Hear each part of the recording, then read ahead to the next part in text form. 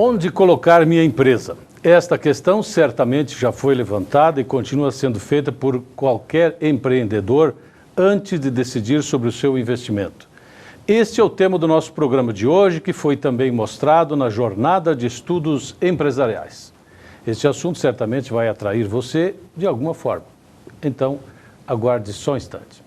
Fale a língua que seu mundo fala. Centro de Línguas URI Erechim, com apoio pedagógico da Cambridge University Press. Material didático internacional e professores com experiência no exterior. Centro de Línguas URI Erechim. Matrículas abertas. O que faz você escolher a escola para seu filho? O investimento? A localização? A estrutura? Não. A melhor escola para o seu filho é aquela que prepara ele para a vida. Escola de Educação Básica da URI Erechim. A melhor escola da região no Enem. A escola que acredita nos valores familiares. A escola que oferece atividades que te formam para a vida. Pois a vida é uma escola. Matrículas abertas.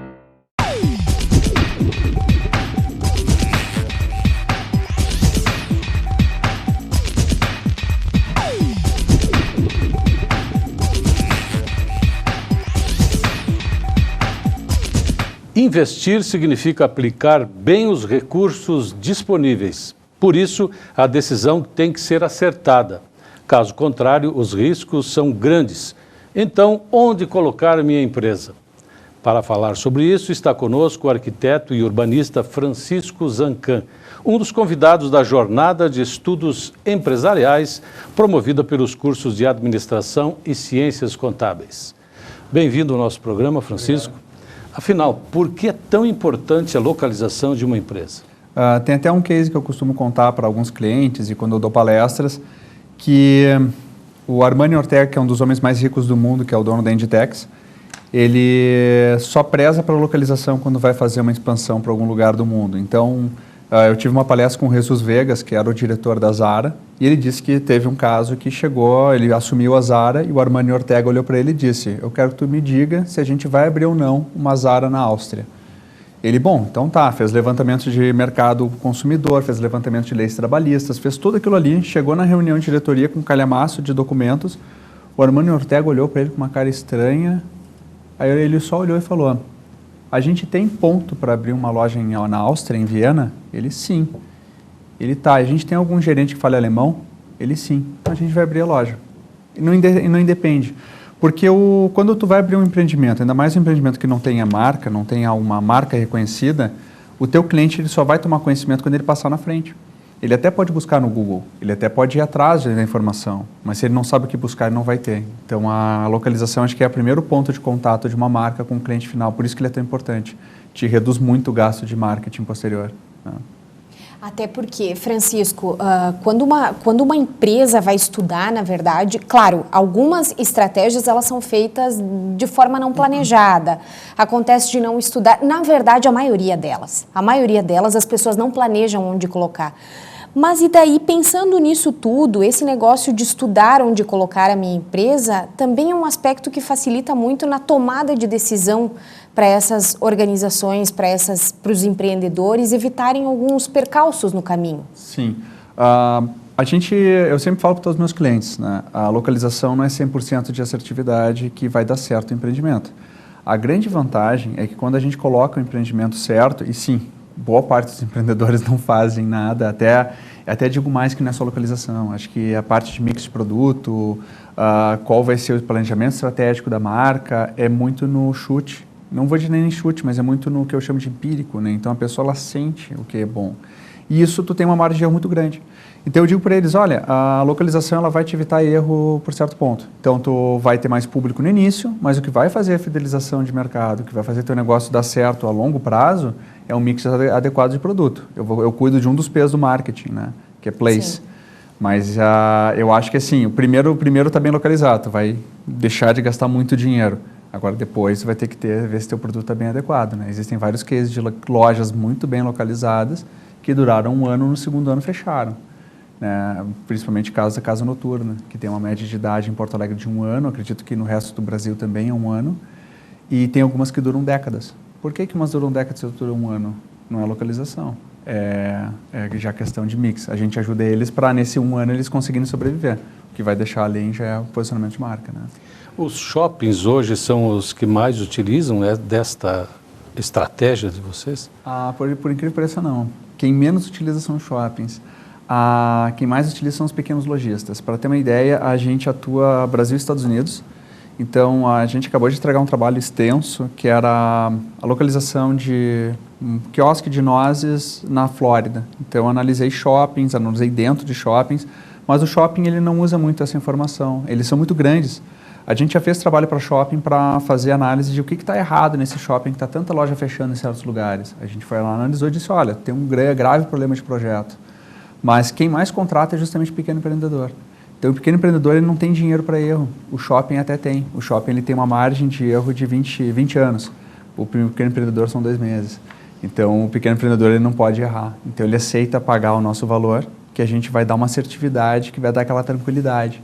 E principalmente franquias. Então, a franquia nos contrata e a gente dá aquela tranquilidade para o franqueador. O franqueador sabe, bom, se não está vendendo aqui, não é localização, né? O problema aqui é que tem algum gerencial ou equipe, alguma coisa assim.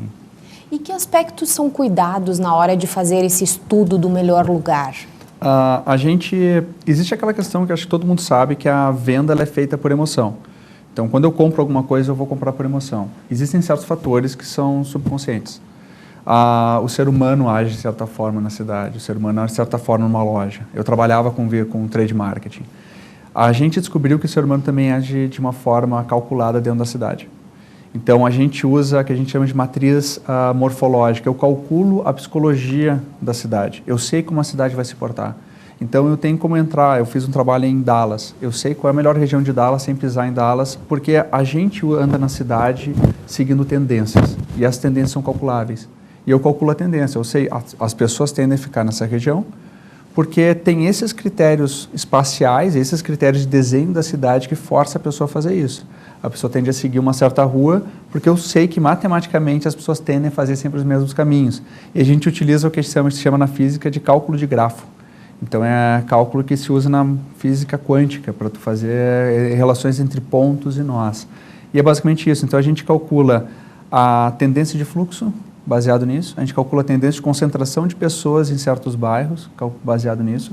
A gente calcula também a relação que tem de um ponto para alcançar mais pontos dentro de uma cidade. Ou seja, se eu vou fazer uma empresa de O2O, que está começando a ter aqui no Brasil, que é online to offline, que seria um grande centro de distribuição de teleentregas, eu vou ver quais dos pontos de Rio de Janeiro tem maior raio para atingir mais gente baseado nessa matriz matemática. Então, se a cidade cresce, eu sei como ela vai se comportar.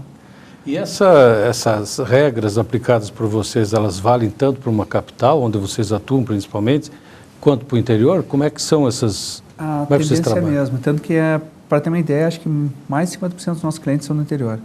A gente pega muito interior de São Paulo, muito interior de Minas Gerais, a gente pega muito interior de várias cidades do Brasil, a gente está agora começando a analisar de pegar Lisboa, a gente está começando também a analisar de pegar uma cidade do interior do Texas, no interior da Flórida.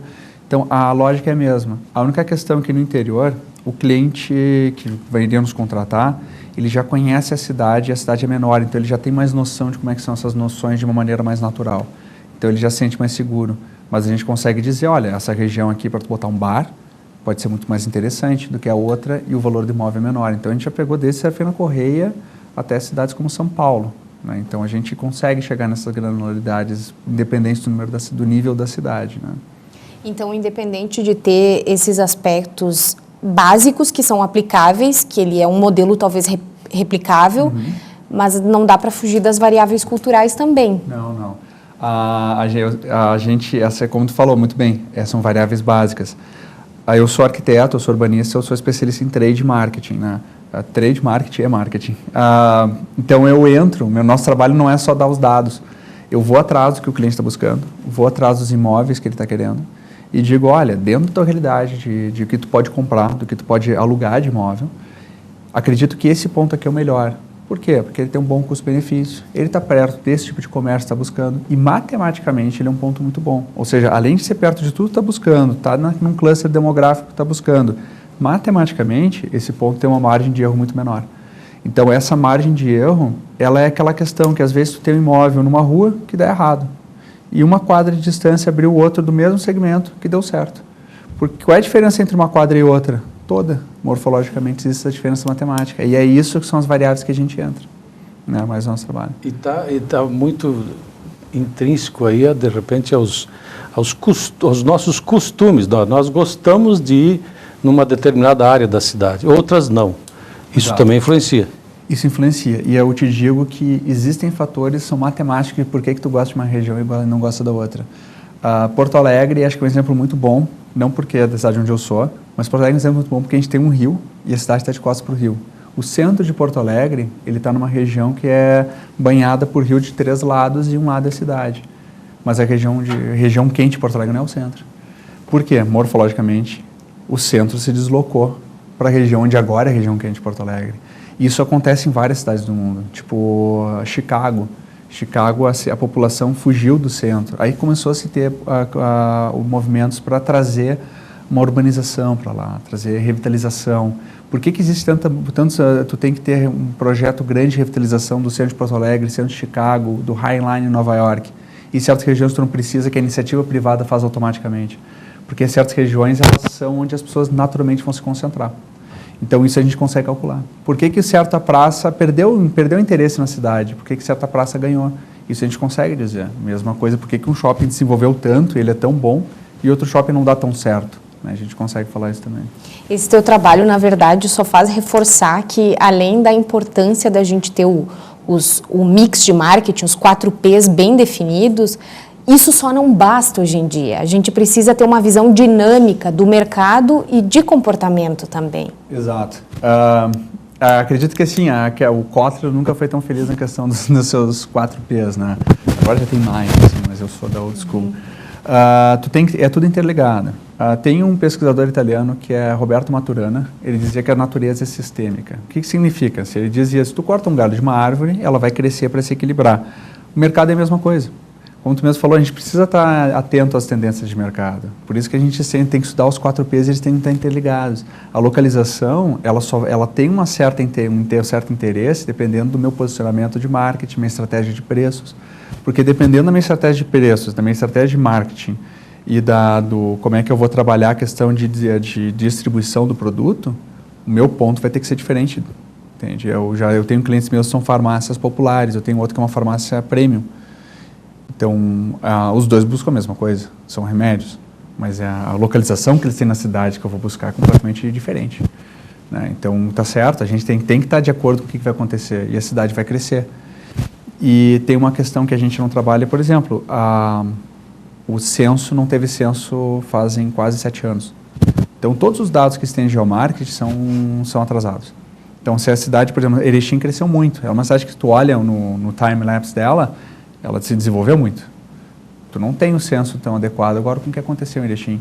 Mas se as cidades cresceram, eu sei como dizer, por exemplo, essa região aqui é a nova região quente da cidade. Ou se tu botar um bar aqui, a tendência é dar certo. Então, esse tipo de coisa que a gente consegue trabalhar bem. Assim, por isso que é a nossa vantagem. A gente trabalha algumas coisas em outros países justamente por causa disso. Né? Dá tranquilidade para o investidor brasileiro está imigrando. Né? O que já tu conhece de Erechim, onde é que estão as regiões quentes aí? Eu vou dizer que eu ainda não cheguei a fazer análise. Erechim, como ela é um círculo, eu diria que, obviamente, o centro dela é uma região quente, mas existem certas discrepâncias. Eu notei que existe um certo cluster de bar na região norte.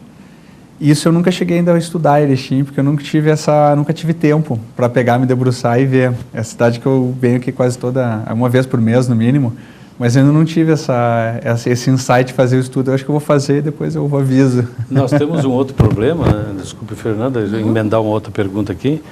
Até que ponto os investimentos públicos influenciam numa tomada de decisão dessa natureza? Coloco essa situação porque nós vivemos hoje um trânsito quase que caótico aqui, não temos estacionamento pago e que isso não, é ruim, mas não deixa de ser uma forma de controle de acesso. Então, como lidar com toda essa realidade? Empreendimento público ele vai afetar bastante. Então, assim, o poder público ele tem um poder que consegue afetar muita gente, até porque ele tem um certo controle, principalmente das vias. Ele tem como interferir. bastante até. Então, por exemplo, como eu falei, Chicago, eles criaram todo um parque em volta, isso atrai investimento. Uma iniciativa privada dificilmente conseguiria ter essa uniformidade e coesão para conseguir fazer isso numa região degradada tão rápido, né? Mas eu acho que, principalmente por questão de comércio, principalmente como tu falou, a questão de estacionamento, essa regulação vamos falar do micro agora, essa questão de regulação de espaço de estacionamento, ela afeta muito, porque tem uma demanda muito alta de estacionamento, uma oferta muito baixa. Se tu não tem se as pessoas, tu não pode cobrar para a pessoa estacionar num lugar, na verdade, tu está tornando uma discrepância no sistema de oferta e demanda da região. E tu acaba tendo uma pessoa que não tem uma necessidade tão grande de estar naquele lugar agora, vai estar tirando um lugar de alguém que pagaria para estar. Então, essa relação acaba prejudicando o comércio até, por mais que a gente não pense. Porque, de repente, a pessoa pensa, eu estou estacionando aqui, eu vou passar o dia inteiro. Tu não tem tanta necessidade para estar lá ao ponto de que tu pagaria. Tem alguma pessoa que pagaria, né? Então, esse tipo de coisa eu acredito que afeta um pouco. As pessoas pensando assim, vamos democratizar um lugar. Não existe, porque tu tem muito mais gente querendo estar no lugar do que o que tem. Então, é muito difícil fazer isso. Então, por isso que aí entra o poder público. Digo, um professor meu da faculdade dizia que o poder público é como se fosse um maestro numa orquestra de jazz. Não é que tenha, mas como se fosse, como se tivesse. A orquestra de jazz ela é meio caótica, mas ela segue uma partitura. A partitura do poder público. E aí tu tem o poder privado é aquele cara que vai fazer improvisação. Acho que o poder público, se ele não dá uma partitura clara, tu não consegue ter uma música boa. E acho que é aí que entra a questão toda. Já que tu tem alguém que está controlando tudo, que ele controla direito. Né? Então é isso que falta, acho que afeta bastante até. Na verdade, essa é uma realidade muito evidente aqui. A gente vê vários amigos empreendedores que abriram num ponto estrategicamente, vamos colocar na teoria, bem colocado, no centro, num prédio nobre, mas que não tem, é difícil estacionar, eu não consigo chegar até lá, é um lugar não... E acabam optando por outras alternativas, né? É como tu bem falou, tu disse que é importante a gente ver a realidade do mercado e como é que a sociedade está se comportando para tu ver isso daí. Então, o lugar é bom, mas não tem estacionamento. Então, na verdade, ele não levou em consideração o cliente dele. Outra coisa, Francisco, como é que está a busca das pessoas por esse tipo de serviço? Que ele é uma coisa nova também, é uma coisa que está unindo ali o marketing, questão a tua área, arquitetura, geografia, gestão. São várias áreas interligadas que trabalham isso. Como está o conhecimento das pessoas e a busca a respeito disso? O que eu diria é que a busca está surpreendendo até. A minha empresa ela tem 3 anos. Então, quando a gente iniciou, existiam empresas de geomarketing já no mercado. E foi bem difícil a gente conseguir mostrar para as pessoas, olha, a gente consegue fazer isso bem. Até porque, querendo ou não, o Rio Grande do Sul está na periferia do Brasil. Depois que a gente começou a ir para São Paulo, começou a melhorar um pouco a busca. Eu vou dizer que agora a gente está começando a ser bem buscado. Então, acho que as pessoas, a gente está no momento de saída de uma crise econômica e eu já estou notando que tem muita gente que já está buscando o produto para fazer investimentos, já estão querendo, eu quero investir, mas a grana está curta, o dinheiro não é tanto mais. Então, onde é que eu vou colocar? Eu não quero errar. E eu acho que a busca está interessante justamente porque o que a gente dá é um resultado mais completo. Eu vou fazer desde a avaliação do imóvel até entregar para ele. E acho que isso deixa a pessoa mais confortável. Isso que está nos dando um diferencial grande em relação à concorrência indireta que existe no Brasil. Então, tá bem. Eu vou dizer, eu não tenho que reclamar muito. Assim, eu sei que a gente ainda está engatinhando no mercado. A gente ainda tem muito o que crescer, mas a gente está bem, assim. E me parece que justamente essa crise que a gente vem passando, esses momentos turbulentos, também tem feito a consciência das pessoas de buscarem alternativas, sim, não somente acreditar entender, vai lá no achômetro, bota empresa, que acontecia muito, né? Eu acho que agora estão viabilizando essas estratégias cada vez mais. Exato, eu vi até uma reportagem um tempo atrás que falava justamente sobre a relação da crise com o empreendedorismo. Então, nessas épocas de crise, a gente aumentou muito o empreendedorismo no Brasil, eu fico muito feliz com isso. É o lado bom, né, da crise. E uma das coisas é a falta de concursos. Abaixou o número de concursos, então as pessoas, eu vou ter que ganhar dinheiro, que eu vou fazer, eu vou abrir meu negócio. Então, eu vou pelo caminho das pedras. E essas pessoas, elas, pelo medo que tem de dar errado, elas tendem a fazer uma pesquisa um pouco melhor. Elas tendem a gastar um pouquinho mais e ter uma resposta um pouco mais certeira, um pouco mais clara. Então, acho que a crise, ela amadureceu o nosso mercado. Né? Existe uma preocupação de todo o pessoal, de todo o investidor. Quanto eu vou precisar investir e quanto eu vou ter de retorno. Sem uma orientação desta natureza, como o trabalho que vocês desenvolvem, acredito que no achômetro, como diz a Fernanda, me parece que os gastos são muito vultuosos e bem acima daquilo que poderia estar sendo feito com uma orientação, né? Sim. Para dar um exemplo bem prático, eu entreguei essa semana um trabalho em Brasília, de uma farmácia. E o cliente olhou para mim e disse, pô, mas nessa rua tem uma Drogazil que fatura 1 milhão por mês. Tu está me dizendo que eu vou faturar menos? Eu falei, sim, tu não vai faturar 1 milhão, porque tu não é uma Drogazil. Tu não tem a marca do Drogazil no Centro-Oeste. Eles são fortes. Esse 1 milhão deles, 50% é marca. Aí ele, eu falei, mas se tu botar nesse outro lugar, tu vai conseguir ter um faturamento um pouquinho maior. Mas tu tem que entender que tu não vai ser a Drogazil. A gente consegue dizer esse estudo para ele. Aí ele ficou mais tranquilo. Aí, não, mas eu vou arriscar aqui. Eu falei, mas tu já sabe pelo menos. Ele, não, já sei. Aí ele ficou mais tranquilo, ele sabe o risco, ele sabe aí como fazer a estratégia dos outros P's para a coisa ficar eficiente. Ele já sabe que vai ter que atuar no marketing, ele sabe que vai ter que atuar numa questão de promocional mais agressiva, então ele já foi bem mais tranquilo. É aí que entra a questão.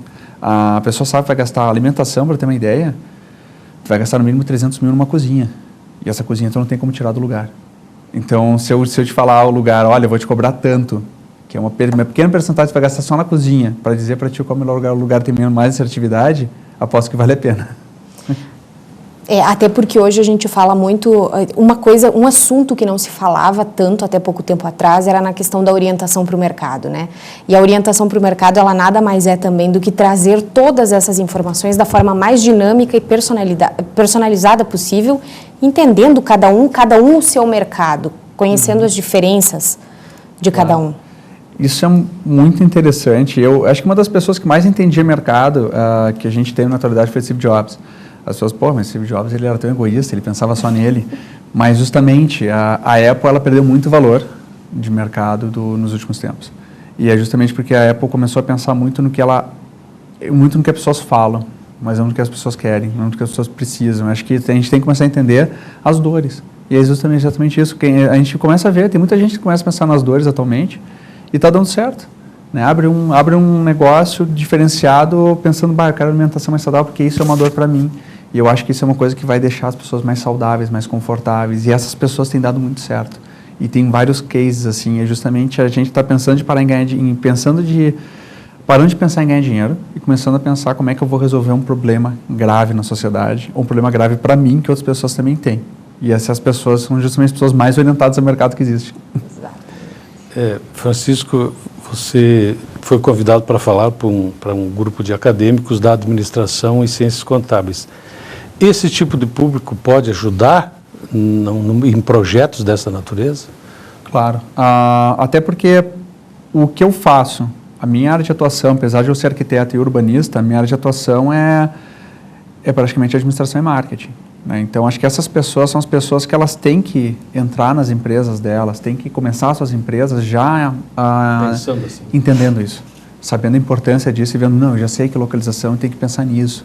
São justamente as pessoas que eu quero impactar mais. Um arquiteto, desculpa, sim, mas o arquiteto não vai ter tanto impacto na vida da empresarial do que um administrador ou um contador. Essas pessoas, elas têm mais voz dentro de uma empresa e elas podem dar aquela visão, aquela virada de chave pode ser importante. E mesmo porque já sai da graduação com esse olhar mais antenado para isso. Exato. Então, tem que se criar uma cultura, né? Leva tempo. Uma palavra me chamou a atenção aqui que é modernismo.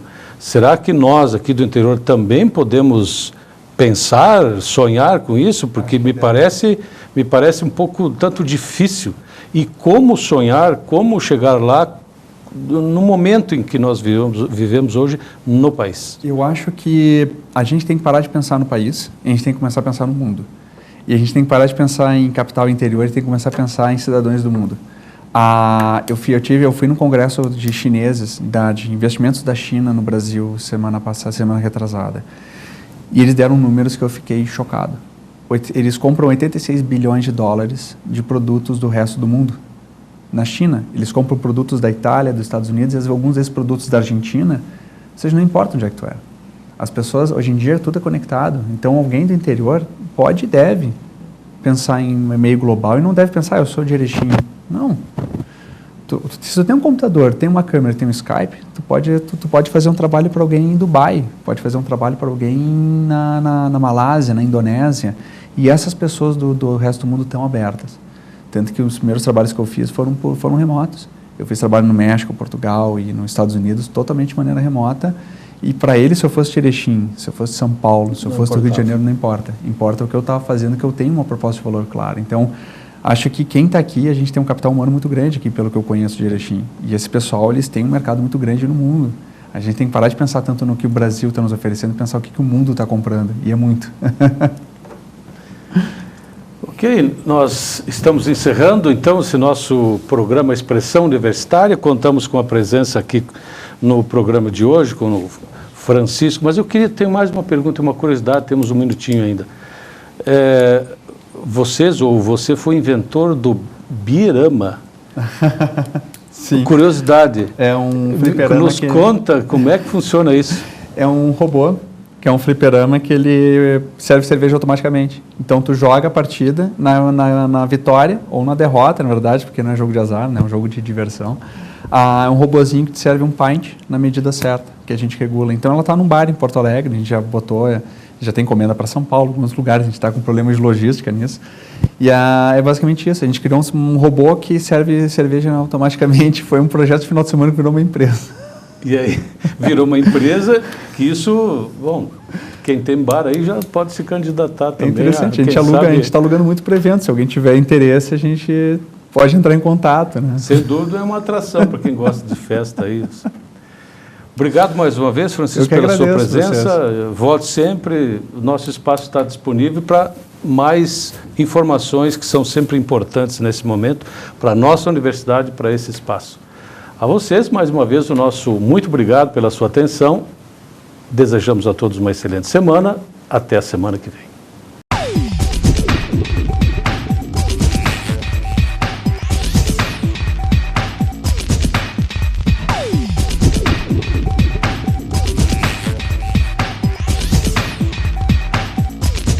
Fale a língua que seu mundo fala. Centro de Línguas URI Erechim, com apoio pedagógico da Cambridge University Press. Material didático internacional e professores com experiência no exterior. Centro de Línguas URI Erechim. Matrículas abertas.